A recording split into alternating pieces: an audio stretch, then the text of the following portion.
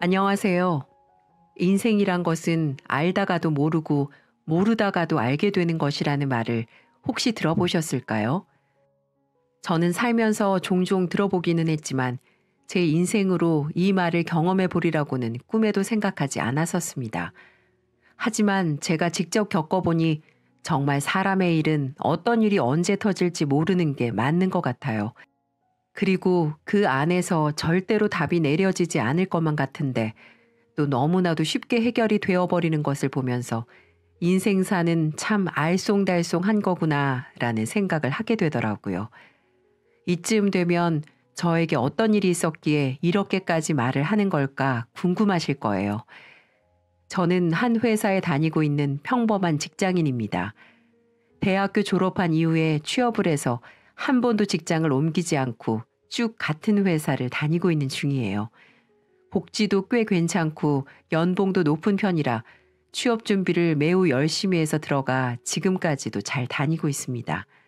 대학교 때까지는 연애를 종종 했지만 취업 준비를 2년 동안 하느라 그 사이에는 누군가를 만나지는 못했어요. 그리고 취업이 되고 한 1년 정도 뒤에 예쁜 여자친구를 사귀게 되었습니다. 그 여자친구는 바로 제가 대학교를 다니던 시절 같은 과를 다니던 후배였습니다.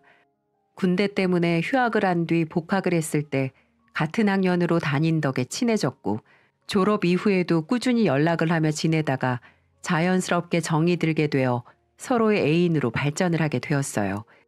이 친구와는 모든 것이 잘 맞았습니다. 밥 먹는 식성이나 영화나 음악을 좋아하는 취미, 시끄러운 것보다는 조용한 곳을 좋아하는 성향까지 잘 맞는 게 정말 많았어요. 게다가 과도 같고 관심사도 비슷하다 보니 통하는 게 많았고 이런 친구라면 평생을 같이 살아도 지루하지 않겠다. 정말 재미있겠다라는 생각을 하며 결혼까지 하게 되었어요. 결혼도 어렵지 않게 했습니다. 둘이 대출 껴서 집을 구하고 혼수도 필요한 것들로만 장만하면서 소소하게 신혼집을 차렸어요. 아이도 3명을 낳을 거라며 큰 기대를 하며 신혼생활을 시작했죠. 처음에는 재미있었습니다. 역시 제가 예상했던 대로 결혼 후의 생활은 더 즐거웠어요. 매일 퇴근하고 나면 집에서 같이 영화를 보고 잠들기 전에는 잔잔한 음악을 들으며 둘만의 시간을 만끽할 수 있었거든요. 살면 살수록 결혼하길 잘했다는 생각을 하며 신혼을 보냈습니다. 그렇게 저희는 2년 정도 신혼을 즐겼어요. 둘 다 20대 후반의 나이에 결혼을 했기 때문에 아이를 갖는데 급하지 않았습니다. 아내도 일을 막 시작했던 때라서 임신을 바로 하기는 좀 부담스러워 했었어요. 그래서 저희는 2년 정도 시간을 가졌고 그 이후에 아내도 회사에서 어느 정도 자리를 잡고 육아휴직이 보장되었을 때 2세 계획을 가지고 노력을 하기 시작했어요. 근데 몇 번의 시도를 했는데도 쉽게 되지 않자 아내는 걱정을 하기 시작했습니다. 오빠, 왜 아이가 안 생기는 걸까? 병원에서도 아무 문제가 없다고 했잖아. 내가 너무 시간을 끌었나? 그냥 1살이라도 더 어렸을 때 바로 가졌어야 했나 봐. 아니야, 여보. 조금만 더 기다려보자. 원래 임신이라는 게 쉽지 않을 수 있는 거잖아. 우리가 오히려 너무 부담을 가지고 있어서 그런 걸지도 몰라. 우리 그냥 애쓰기보다는 자연스럽게 우리한테 아이가 찾아오길 기다려보자. 너무 초조해하지 마. 오빠 고마워. 나는 나보다도 늦게 결혼한 친구들이 하나둘 임신했다는 소식을 전해오니까 나도 모르게 좀 위축되고 조급해지고 있었나 봐. 그럴 수 있지. 근데 병원에서도 우리 아무 문제 없다고 했고 당신 자궁도 튼튼해서 자연 임신 거뜬히 할 수 있다고 했으니까 우리 마음 편하게 가지고 기다려보자. 그렇게 저희는 너무 크게 부담을 가지지 않기로 했고 천천히 아이가 우리에게 와줄 때까지 기다리기로 했습니다. 다행히도 그 뒤로 얼마 걸리지 않아 임신이 되었어요. 처음에 임신이 되었을 때 아내와 저는 뛸 듯이 기뻐했습니다. 여보, 정말 축하해. 고생 많았어. 그동안 우리가 차분히 기다려보자고는 했지만 그래도 속으로 마음고생 많이 한 거 나 다 알고 있어. 우리 출산까지 또 잘 관리해서 아이 태어나면 진짜 잘 키워보자. 오빠. 오빠도 고생 많았어. 나만 걱정한 거 아닌 거 알아. 나 태교 정말 열심히 해서 뱃속에서부터 아이 열심히 키울 거야. 나 잘해볼게. 하지만 중간에 한 번의 유산을 겪게 되었습니다. 아내는 크게 힘들어했어요. 기대를 많이 한 만큼 실망도 컸습니다. 무엇보다 상심을 많이 한 아내는 한동안 임신에 대한 생각을 하지 못하더라고요. 결국에는 둘째는 아내가 겨우 슬픔을 이겨내고 오랜 시간이 지난 뒤 30세 중반이 되어 가지게 되었습니다. 거의 중반을 넘어 후반으로 달려가고 있을 무렵이었어요. 아내는 또 한 번의 유산을 겪게 될까 노심초사하며 몸 관리에 힘을 썼습니다. 그래서 아이의 임신 초기부터 다니던 회사를 그만두고서 아이를 출산하는 데 집중을 했어요. 게다가 이번에는 나이가 있었기 때문에 더 조심을 해야 했습니다. 다행히 저희는 이번에는 출산까지 잘 보낼 수 있었고 예쁜 딸이 태어났어요. 아이를 낳은 기쁨에 저와 아내는 출산하는 순간에 서로 껴안고 한참을 울었어요. 그리고 출산 직전까지도 아기 방을 예쁘게 꾸며놓고는 아이에게 선물해 주었죠. 아이를 낳고 나서 저희들은 정말 행복했습니다. 세상을 다 가진 것만 같았어요. 하지만 그 행복은 오래가지 못했습니다. 아이를 낳고 한 2년 정도는 신나게 육아를 했어요. 물론 힘들었습니다. 아내는 하루 종일 집에서 아이만 보고 있느라 힘들었고 저는 직장을 다니고 퇴근 후에 집에 와서 또 육아 전쟁을 같이 겪느라 쉴 틈이 없었어요. 그래도 늘 딸아이의 귀여운 미소를 보고 있노라면 피로가 싹 풀리는 듯 했습니다. 하지만 저와 달리 아내는 아니었던 것 같아요. 아내는 점점 더 육아를 힘들어했고 어느 순간부터 웃음을 잃어가더니 삶의 의욕도 낙도 없어 보이더라고요. 여보, 당신 아이 키우는 거 많이 힘들어? 요즘 들어 당신이 통 웃질 않아서 내가 걱정이 돼. 솔직히 좀 힘드네. 하루 종일 집에서 아이만 보고 있으니까 이제는 내 정체성이 어떻게 되는지도 잘 모르겠어. 내가 그냥 나인 건지 아니면 엄마이기만 한 건지. 무슨 소리야. 당신은 여전히 당신이야. 사랑스러운 나의 아내고 내 딸의 엄마이기도 한 거지.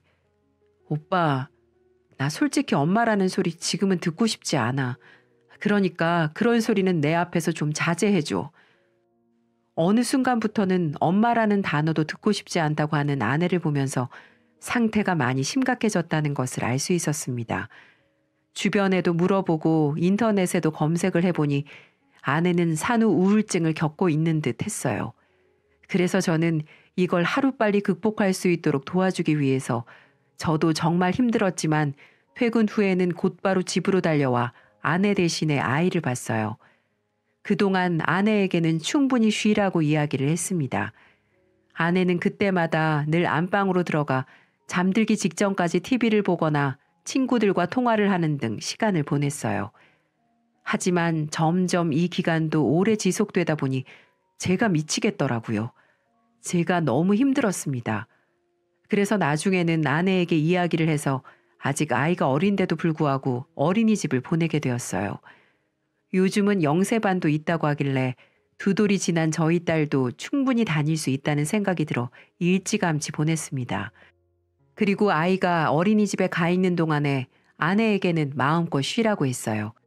처음에는 다시 직장을 다니면서 일을 해보라고 추천해주기도 했지만 이제는 일 다니는 건 더 적응이 힘들 것 같다며 아내가 거부를 하더라고요. 그래서 저도 더 권하지 않고 아이가 어린이집에 가 있는 시간만이라도 편하게 놀러도 다니고 하고 싶은 것 하면서 지내라고 했습니다. 하지만 이게 문제였어요. 이게 우리 아내를 순식간에 변하게 만들었고 결국에는 파국으로 치닫게 만들어버리는 계기가 되었습니다. 아내는 딸이 어린이집에 다니기 시작하면서부터 매우 신나 있어요. 그동안 보지 못했던 미소들이 아내의 얼굴에 피어오르기 시작했습니다. 그리고 그 모든 원인은 아내가 쇼핑을 하기 시작했기 때문이었어요. 아내는 아침에 딸아이를 어린이집에 보내자마자 동네에서 친해진 엄마들과 함께 쇼핑을 나가는 듯 했습니다. 처음에는 소소하게 브랜드 없는 옷을 사입기 시작하고 제 옷도 몇 벌 사오더니 점점 시간이 지날수록 통이 커져서 브랜드의 옷을 사기 시작하고 나중에는 명품까지 손을 대기 시작하더라고요. 하지만 저는 어느 정도 제가 벌어오는 돈에서 커버가 되었기 때문에 냅두었어요. 이렇게라도 아내가 스트레스를 풀고 우울증을 극복해서 예전의 활력을 되찾을 수 있다면 이 정도는 감내를 해야 한다고 생각을 했거든요. 하지만 그건 저의 너무 큰 착각이었고 큰 실수였습니다. 아내의 지출은 점점 더 커져만 갔어요. 옷방에 쌓여있는 명품 옷과 가방들로는 부족했는지 더 많은 것들을 사왔습니다. 그래서 중간에 아내에게 한 소리를 했었어요. 여보, 당신 요즘 지출이 너무 커진 것 같아. 처음에는 당신이 그렇게라도 스트레스 풀면 다행이라고 생각해서 냅뒀었는데 이제는 좀 아껴 쓰자 우리. 아이 더 크면 사교육비 들어갈 것도 생각해야 하고 생활비도 더 늘어날 텐데 여기에서 더 써버리면 우리 돈 모을 것도 없이 전부 당신 쇼핑비로 들어가야 돼. 그러니까 조금만 덜 써봐. 여보, 왜 이렇게 변했어? 언제는 내가 1순위라며. 우리 자식보다 내가 더 우선이라고 했으면서 이깟 쇼핑 좀 몇 개 한다고 그렇게 말을 하는 거야? 어쩜 그렇게 변해? 아니, 이건 그런 문제가 아니잖아. 물론 아직까지도 나는 당신이 우선이지. 당신이 우리 딸보다 1순위인 건 맞는데 그건 그거고 이제는 현실적으로 조금씩 아끼면서 우리 미래도 좀 생각하자는 거잖아. 아, 몰라. 지금 당장이 죽을 것 같은데 미래가 어디 있어. 나 요즘에야 좀 살 것 같단 말이야. 겨우 마음 잡고 기분 내고 있는데 왜 갑자기 초를 쳐? 아, 몰라. 나 아직은 부족해. 아직도 밖에서 쇼핑 끝나고 집에 들어와서 아이만 보면 확 우울해져. 아직도 힘들다고. 그러니까 나 냅둬. 결국 저의 이야기는 먹히지 않았고 아내는 그 뒤에도 계속해서 쇼핑을 해나갔습니다. 문제는 쇼핑을 너무 해대서 카드 한도가 다 꽉 찼는데도 무언가를 계속해서 사온다는 거였어요. 심지어는 얼마 전에는 아우디 자동차까지 사오는 통에 저를 크게 당황시켰습니다. 당신, 이 차는 도대체 어떻게 산 거야? 내가 당신한테 카드 하나밖에 안 줬잖아. 안 그래도 그거 카드 한도 다 찼을 거라서 더 이상 못 사겠지 하고 있었는데 무슨 수로 그 큰 차를 산 거야? 아, 다 방법이 있어. 당신은 그냥 돈만 내주면 돼. 우리 집 차 오래돼서 바꿀 때 돼서 바꾼 거야. 그 정도도 못 사? 그게 아니라 이 차는 나하고 상의도 없이 당신 마음대로 산 거잖아. 아, 진짜 남자가 쪼잔하게.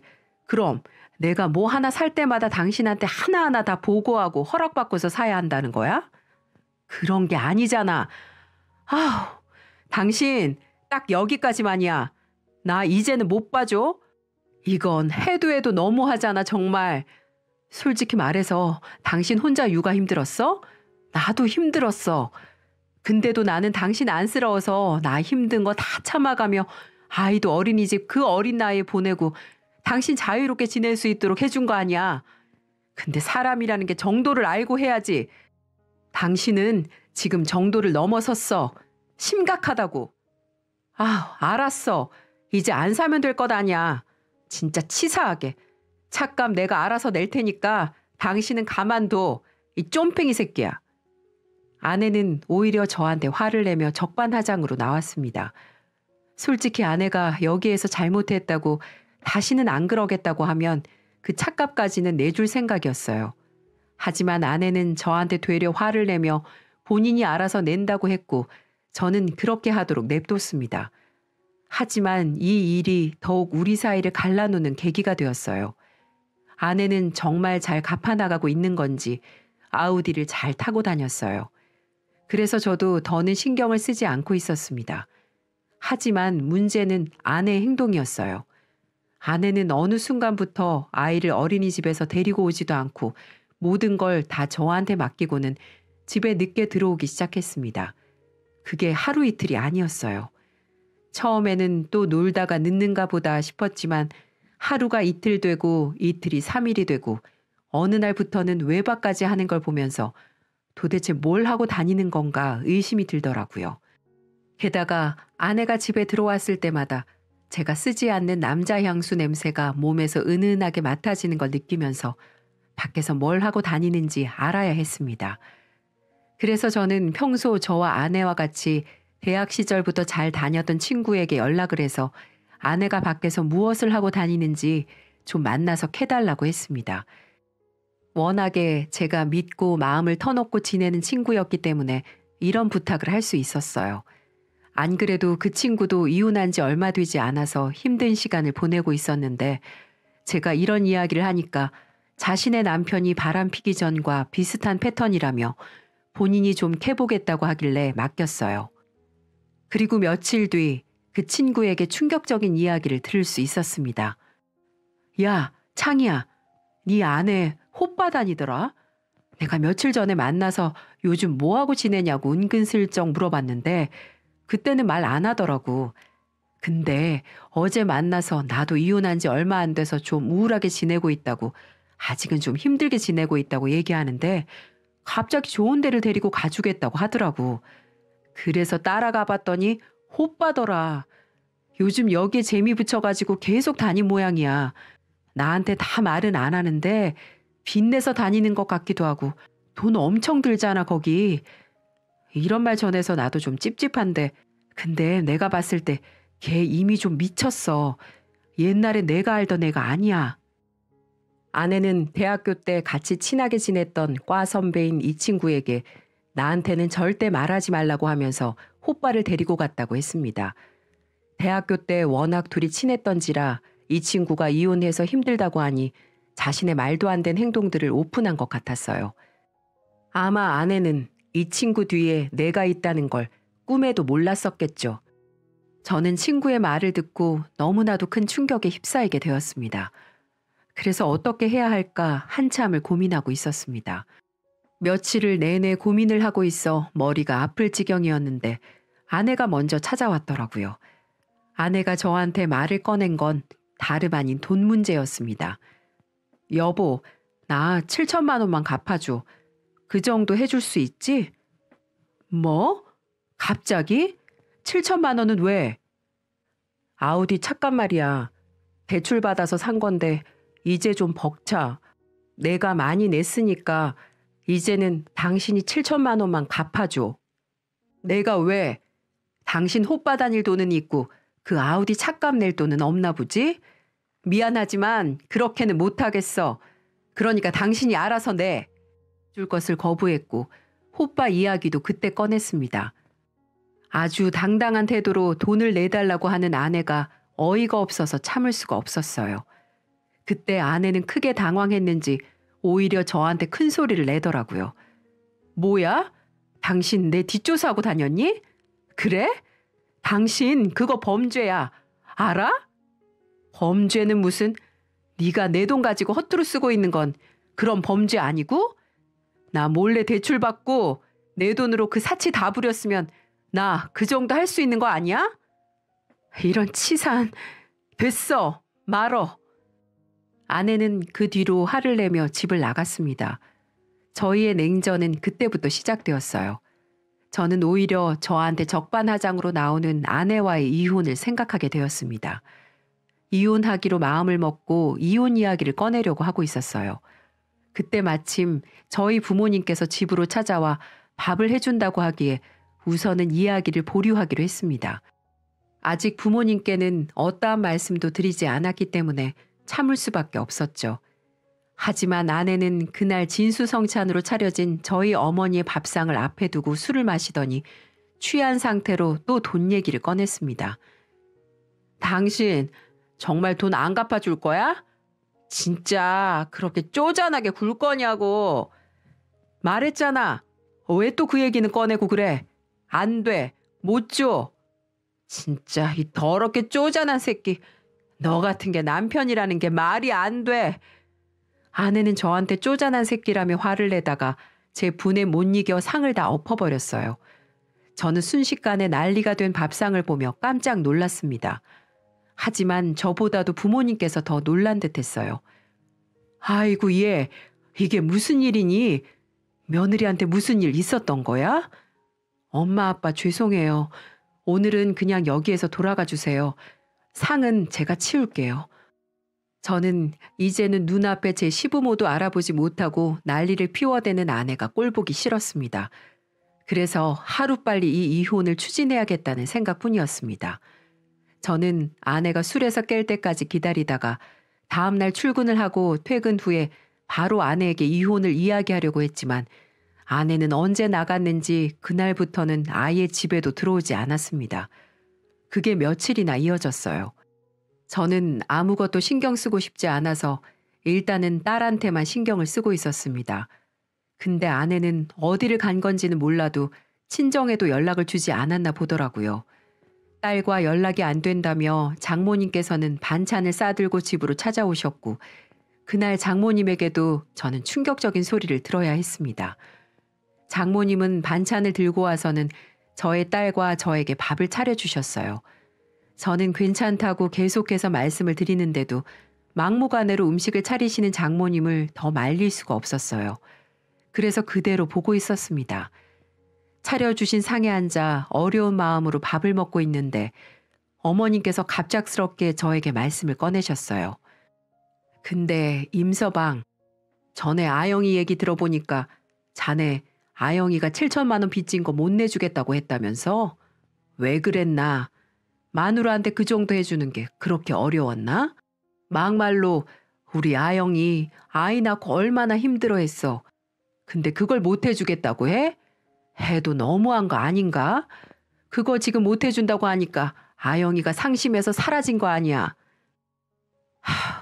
장모님, 도대체 어디서부터 어디까지 어떤 얘기를 들으셨는지 몰라도 장모님 딸이 호빠 다닌 건 들으셨어요? 저 몰래 호빠 들락날락거리면서 외박한 게 하루 이틀이 아니에요. 지금도 걔 며칠째 집에 안 들어왔어요. 호빠에 있을지 누가 알아요? 아니 자네 무슨 말을 그렇게 하는가? 그리고 사람이 힘들다 보면 그런 곳에도 다닐 수 있고 하는 거지. 걔가 뭐 거기 붙박이로 살았어? 아님 그 호빠에 다니는 남자를 집에 데려오기를 했어. 밖에서 그냥 한두 번 만난 게 다일 텐데 그 정도도 이해 못해? 장모님, 지금 말씀 다 하셨어요? 어떻게 그걸 감싸세요? 감쌀 게 따로 있지. 이건 아니잖아요. 자네, 지금 화내는 거야? 그럼 자네도 가. 룸살롱도 가고 밖에서 스트레스 풀란 말이야. 그게 지금 할 소리세요? 저는 아내보다도 더 개념 없이 말하는 장모님을 보며 화가 나서 주체를 할 수 없었습니다. 그래서 장모님이 차려주신 밥상을 아내가 했던 것처럼 그대로 다 엎어버렸어요. 그럼 저 이것부터 좀 하겠습니다. 얼마 전에 아내가 우리 엄마가 정성껏 차려주신 밥 다 엎어버렸거든요. 그것도 할 수 있는 짓거리겠네요. 네, 저도 밥상 엎을 줄 알고 저도 막말로 룸살롱 갈 수 있어요. 여자 끼고 놀 수 있다고요. 근데 왜 제가 당신 딸이랑 똑같은 인간이 되어야 합니까? 저는 우리 딸 때문에라도 그딴 창피한 짓 하지 않을 겁니다. 당장 이 집에서 나가주세요. 그리고 다시는 찾아오지 마세요. 당신 딸하고도 이혼할 거니까 그렇게 아시고요. 저는 저의 불같은 성화에 깜짝 놀라 눈만 크게 뜨고 있는 장모님을 아예 집 밖으로 내쫓았습니다.